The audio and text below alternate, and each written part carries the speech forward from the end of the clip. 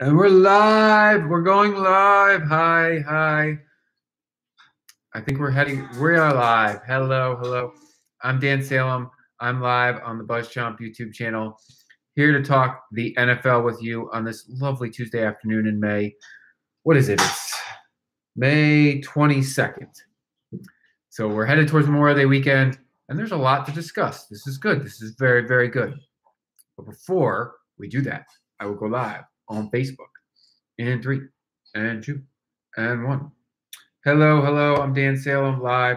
Facebook at the Dan Salem, over on BuzzChomp's YouTube channel, at the Dan Salem on Twitter, at the Dan Salem on Instagram, at the Dan Salem on Facebook. I keep it easy, nice and simple.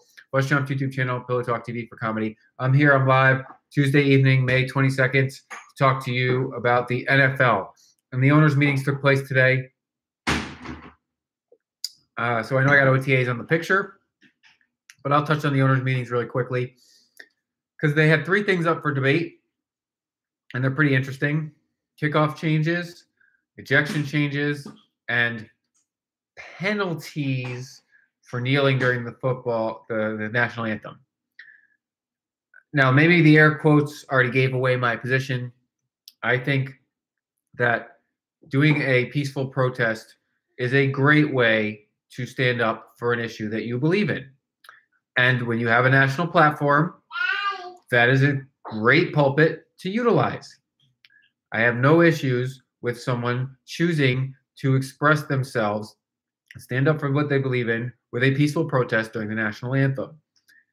I'm not going to tell you that's just it's a very smart choice to protest then. So the NFL, I believe, did not pass any penalties, which is good, because don't penalize and enrage your entire workforce over something that you don't have to pick a side on. They're simply presenting a protest. It does not present the position of your team. It simply presents the position of a player. When the team stands in unity, then all the players are in unity. That's team building. Only thing penalizing it does is cause problems. Let's leave it alone. Let's let them stand up for what they believe is right and make a statement. And we want to react to it, we can. I think we should applaud them for having the guts to stand up for what they believe in. Hi, Maddie. Stand up for what you believe in. Don't let anybody keep you down. All right. The things that did change, I believe they made – it was hard to find the details on the ejections changes. They're going to be ejecting players for more things, which is probably a good thing. It's all in the realm of player safety, and they really put in a lot of rules on the kickoff for player safety. You can't do a 2-man wedge. You have to wait. The kicking team has to have at least 8 of its 11 players surrounding the the person catching the football, and they can't start running anywhere until the ball is caught. The kicking team has to have 5 players on either side of the football so that it's an even amount. So then there's no gunners. This is all like to try to get the injuries out. So there's no gunners running down anymore. There's no wedges. There's no real formations. So they basically removed any of the coaching aspect of the kickoff as we knew it. And now with all these rules, we are going to have to see more fanciness. Because like if everyone has to surround the player, maybe he catches it, and then there's like a big circle wall around him, and they're kind of moving as a circle wall. Or maybe there's another guy that could pop in and like you toss it, and it could be like a rugby thing. This is going to be really cool and fun. There's a lot of room for innovation here. But because these are new rules, I'm not sure we'll see it right away. We'll just see a lot more touchbacks. But if the goal here, I think, will be that the kickers try to land the ball at like the 5-yard line to force them to return it. Because instead of at the 25, they'll have to run it back. And then you got to have the kicking team in position to block this man, like in enough movement to get distance, but he can't necessarily get a lot of speed. Hi. It's going to be like a finesse thing, Maddie, because you don't want to go too fast and outrun your blockers, because everybody's going to kind of just be merging as one massive unit. So it'll be a lot of blocking and hitting, but it won't be like people running full speed at one another, which is what we were getting on the kickoffs and leading to lots of injuries. So this is probably for the best. It's just changing something. I'm glad they're not removing it. I like the kicking aspect of football. It harkens back to European football and soccer in America and rugby, which are kind of like, if you take kicking out of American football, that unifying aspect of those different sports is gone. And I kind of like that they overlap a little bit and they're similar in that sense. So it's fun. So I don't want to remove the kicking game. I'm okay with changing it. I think the coaches can have a lot of fun playing here with how to utilize these new rules to their advantage. Some will, like Bill Belichick. Others, like Andy Reid, may just say screw it, because he doesn't seem to like to finesse things. He kind of just says, this works or this doesn't work. I don't know. Maybe that's my same impression. Anyways, the coaching meetings, those three main things on the table. 2 passed, 1 did not, thankfully. Now to the bigger topic of team OTAs. And that which matters and that which does not matter. Talked about this a little bit last week in advance because we got advance notice that Tom Brady wasn't going to show up, and then he didn't show up. Gronkowski's not there either. Lots of players are skipping OTAs. Most of them are skipping because they are in the middle of a contract negotiation with their team, and this is their way of saying, screw you, I have a little bit of power. I'm not showing up. It's voluntary. Now, in the case of Gronkowski, he is sacrificing a $250,000 workout bonus by skipping. There's speculation that he's also recovering from an injury, so he may be skipping for that reason. Or he wants to say, hey, I'm going to make a lot more in my contract. I'm not sure how, especially if you're a New England Patriot, skipping OTAs helps your negotiating standpoint. Because if you showed up and showed team building and team unity, that would probably speak more to the Patriot way and get them to give you a better deal. By skipping and protesting your lack of a deal you agree upon already,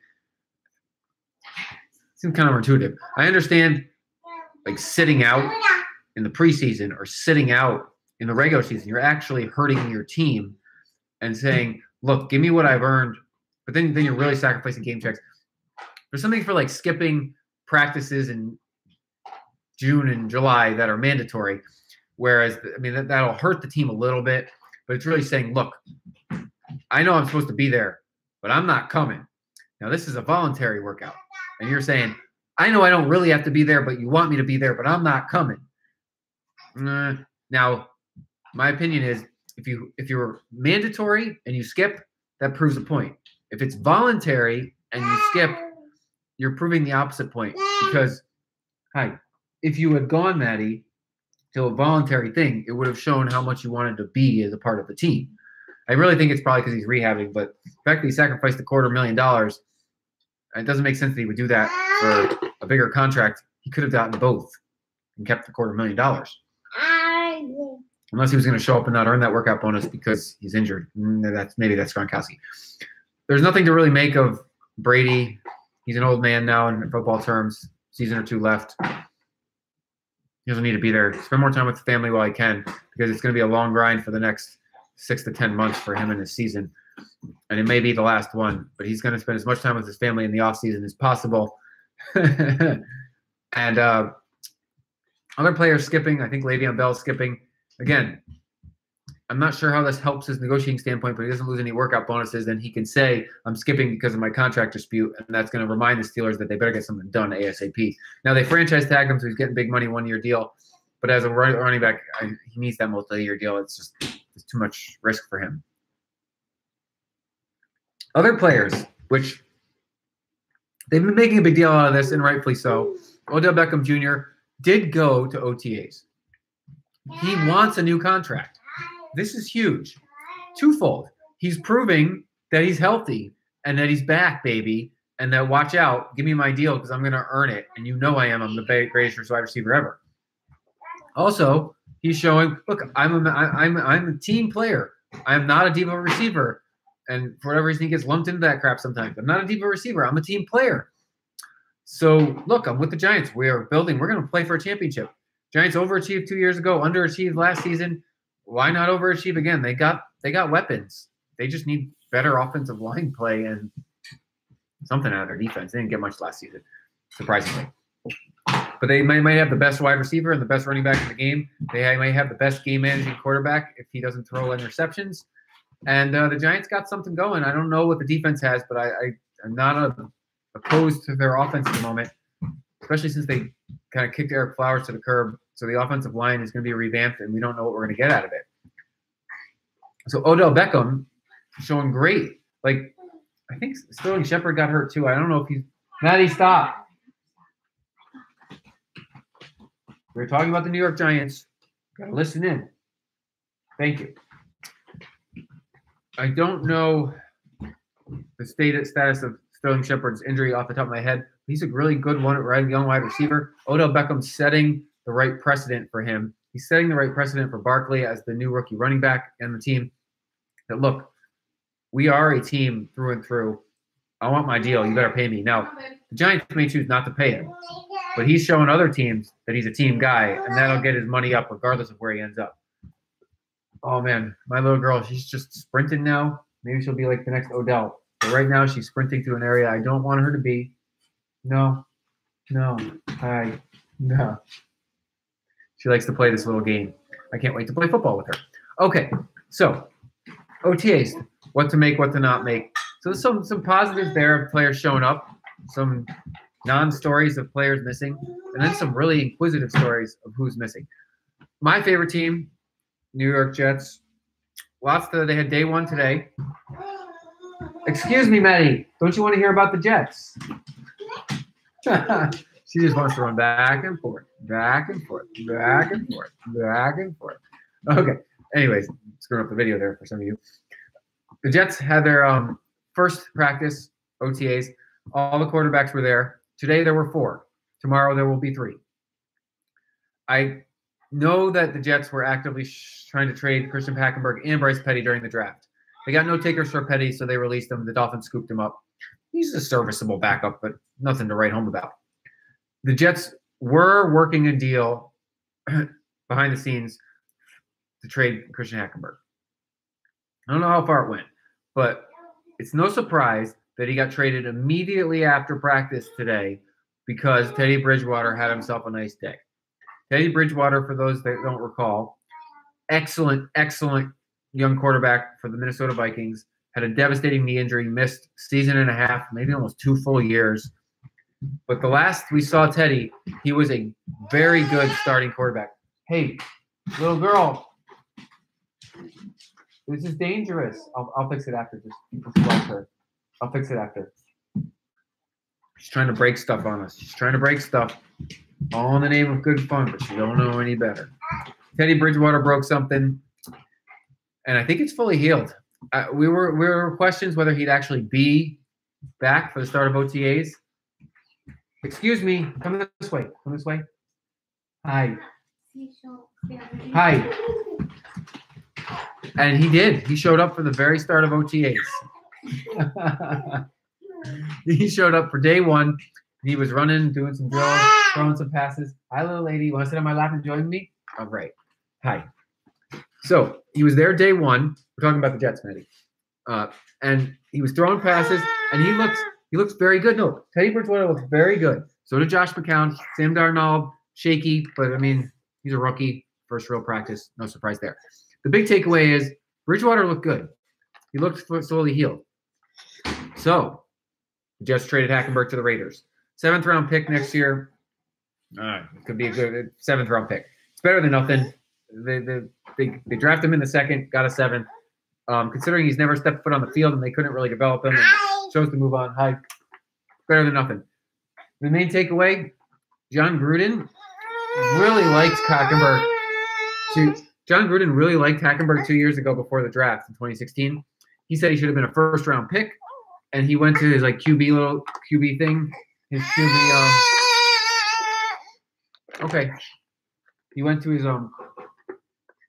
he had a TV show about quarterbacks, and he really liked Hackenberg. Said he should have been a first-round pick. Well, guess what, Madeline?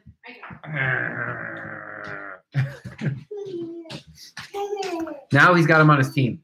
So I don't know. I mean, I think he's one of 4 now too because Derek Carr's the starter. They got EJ Manuel. I guess who's 3rd. Maybe they'll dump Manuel. I'm forgetting the other guy in the mix who looks a little bit better than Manuel at the moment.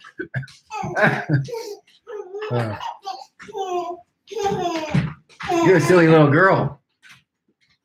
So they added Hackenberg to the mix. I mean, maybe they can develop him into something. He needed a change of scenery. He wasn't going to do anything with the Jets. I think the Jets would have only kept him as their third stringer if Bridgewater was still hurt. With Bridgewater, this is the best case scenario. I don't know. I could honestly see the Jets trading Bridgewater if he I could honestly see the Jets trading Bridgewater before the start of the year if he looks great.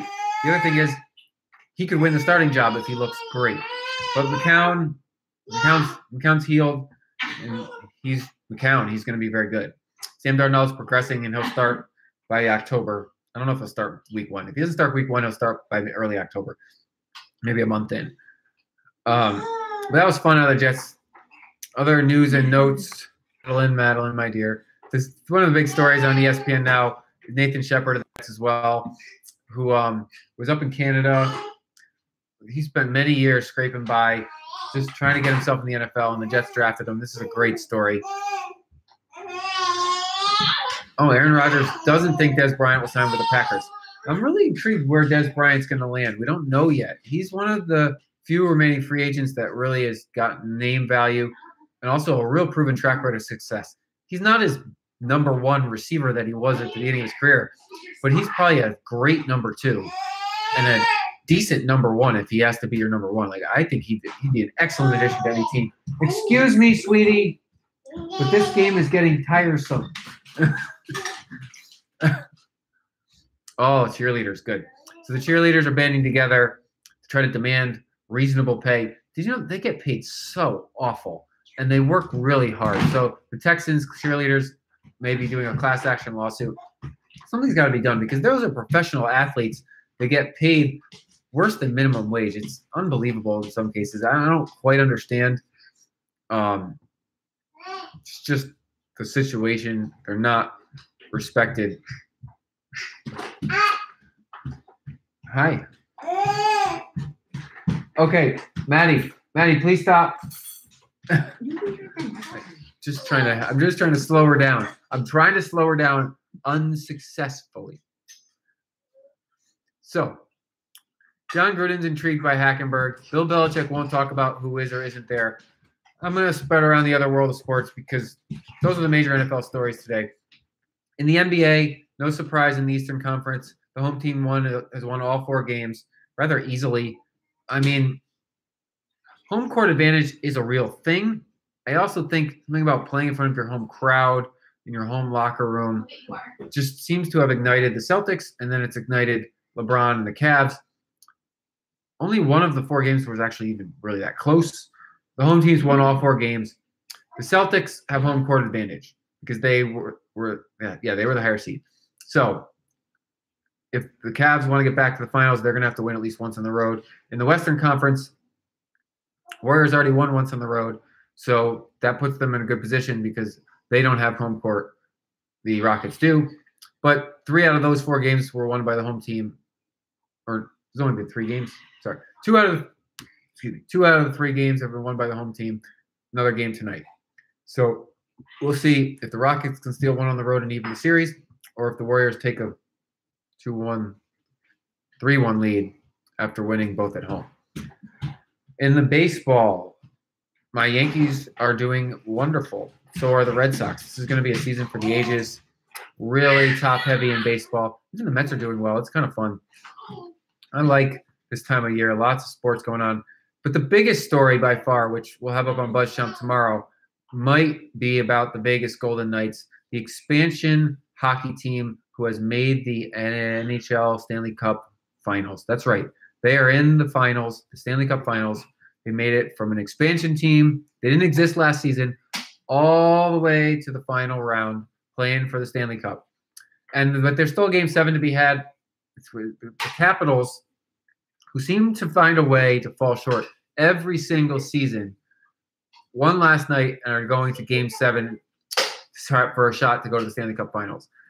I'd like to see the Capitals play the Knights, but honestly, the Vegas Golden Knights, I really hope they pull this off and do what no one ever has done in the history of sports.